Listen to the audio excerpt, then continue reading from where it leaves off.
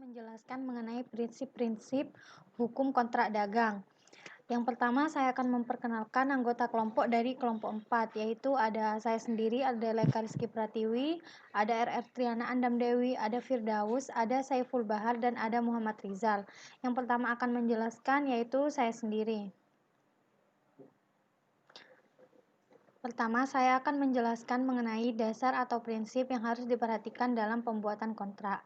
Dasar atau prinsip dalam perancangan atau pembuatan kontrak, apakah itu kontrak dalam masyarakat harus memperhatikan prinsip-prinsip di dalam merancang kontrak. Yang dimaksud dengan dasar atau prinsip dalam perancangan kontrak adalah dasar atau prinsip yang harus diperhatikan dalam merancang kontrak.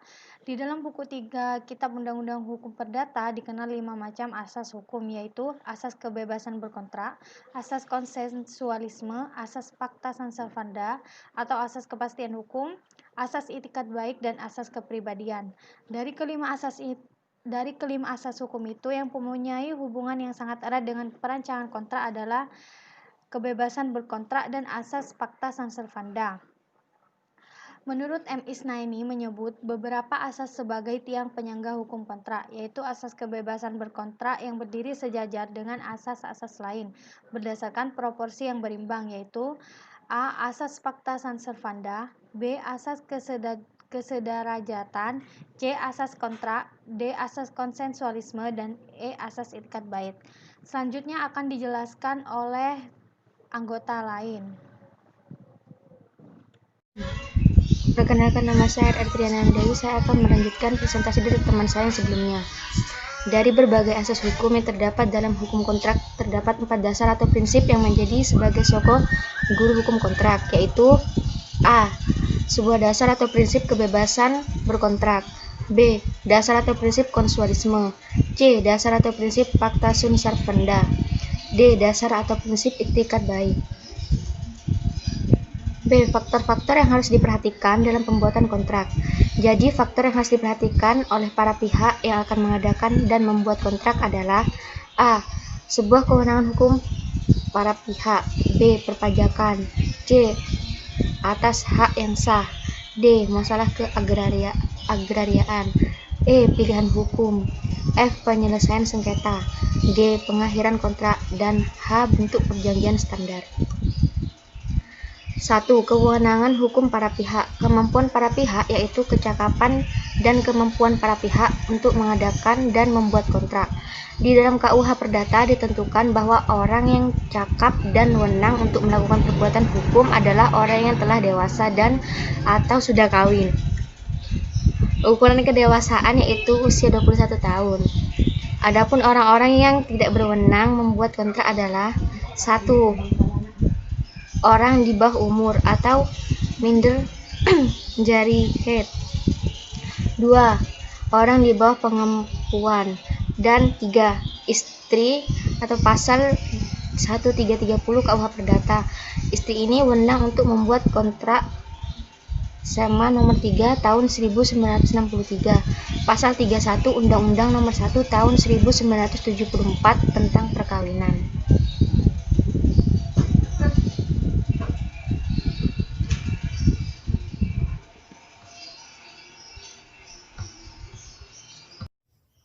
Assalamualaikum warahmatullahi wabarakatuh. Yang kelima, pilihan hukum. Di dalam kontrak yang berlaku secara internasional, maka pilihan hukum ini jadi sangat penting dalam pembuatan dan perancangan kontrak. Pilihan hukum yaitu berkaitan dengan hukum, apakah yang akan digunakan jika terjadi sengketa antara para pihak. Di dalam kontrak ini yang telah dibuat oleh para pihak telah ditentukan hukum yang digunakan jika terjadi sengketa antara pihak. Misalnya, para pihak yang memilih hukum Indonesia atau hukum Inggris di dalam selesai sengketa. Bagaimanakah kalau para pihak tidak menentukan hukum yang digunakan dalam penyelesaian sengketa yang timbul di antara para pihak? Terus yang keenam, penyelesaian sengketa.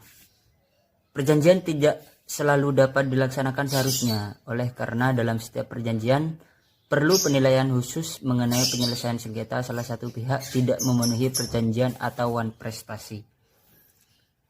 Pola sengketa adalah suatu bentuk atau kerangka untuk berakhir suatu pertikaian atau sengketa yang terjadi antara para pihak.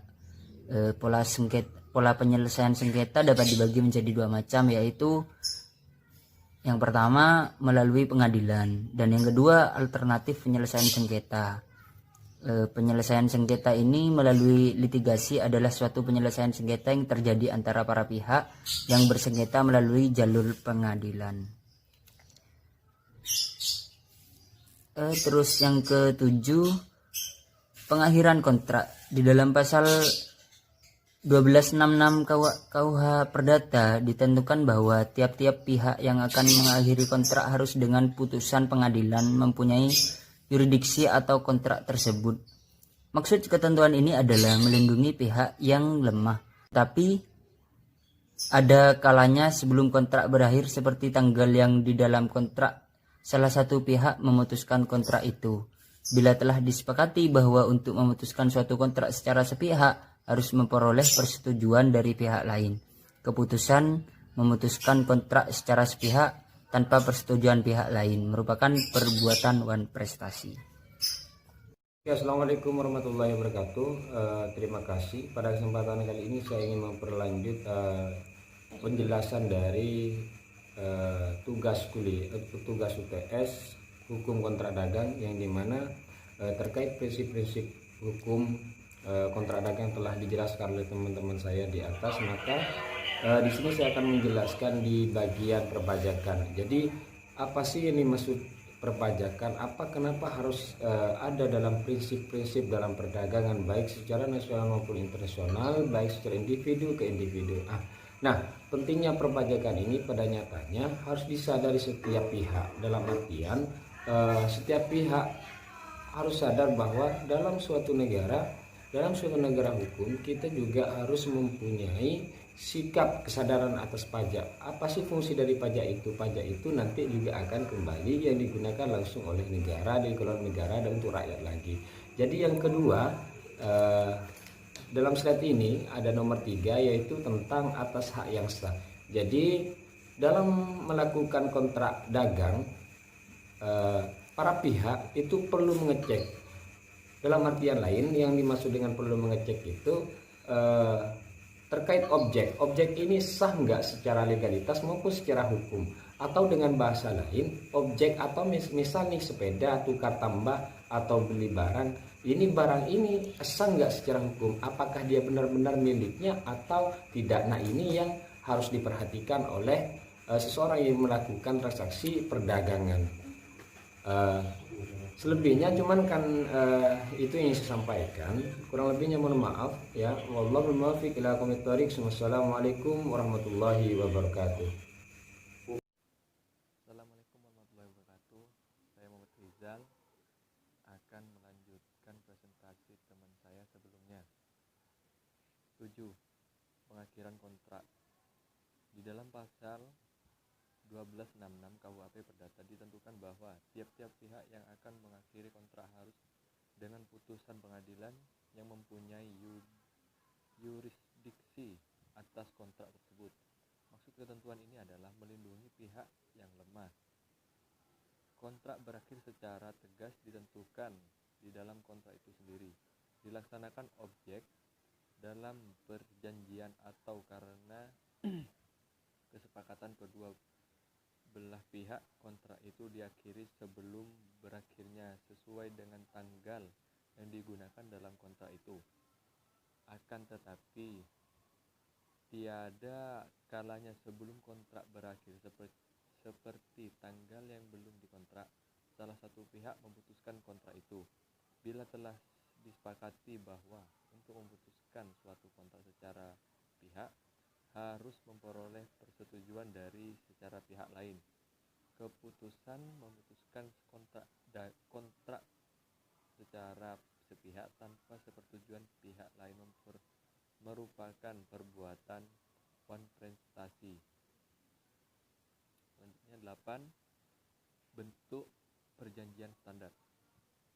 Menurut Munir Faudi, kontrak buku adalah suatu kontrak tertulis dibuat oleh salah satu pihak dalam kontrak tersebut, bahkan seringkali kontrak tersebut secara cetak boilerplate dalam bentuk formulir-formulir tertentu oleh salah satu pihak yang yang dalam hal ini ketika kontrak tersebut ditandatangani, umumnya para pihak secara mengisikan data-data informatif tertentu dengan sedikit atau tanpa perubahan dalam unsur-unsurnya, di mana dalam pihak lain maksudnya, dalam kontrak tersebut tidak mempunyai kesempatan, yaitu sedikit kesempatan untuk menegosiasi atau mengubah unsur-unsur yang sudah dibuat oleh salah satu pihak tersebut, sehingga biasanya kontrak buku berat sebelah pihak yang disodorkan kontrak buku tersebut tidak mempunyai kesempatan untuk bernegosiasi dan berada hanya pada posisi. Selanjutnya, dengan demikian oleh hukum diragukan apakah benar-benar ada elemen kata kesepakatan mereka syarat-syarat kontrak dalam kontrak tersebut.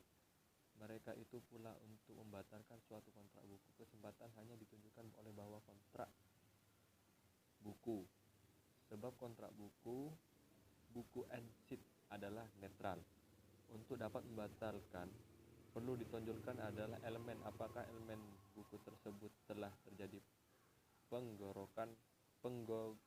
penggorotan terhadap keberadaan tempat tawar atau tawar-menawar posisi, sehingga ekspektasi kata sepakat di antara pihak sebenarnya tidak dipenuhi. Demikian, terima kasih. Assalamualaikum warahmatullahi wabarakatuh.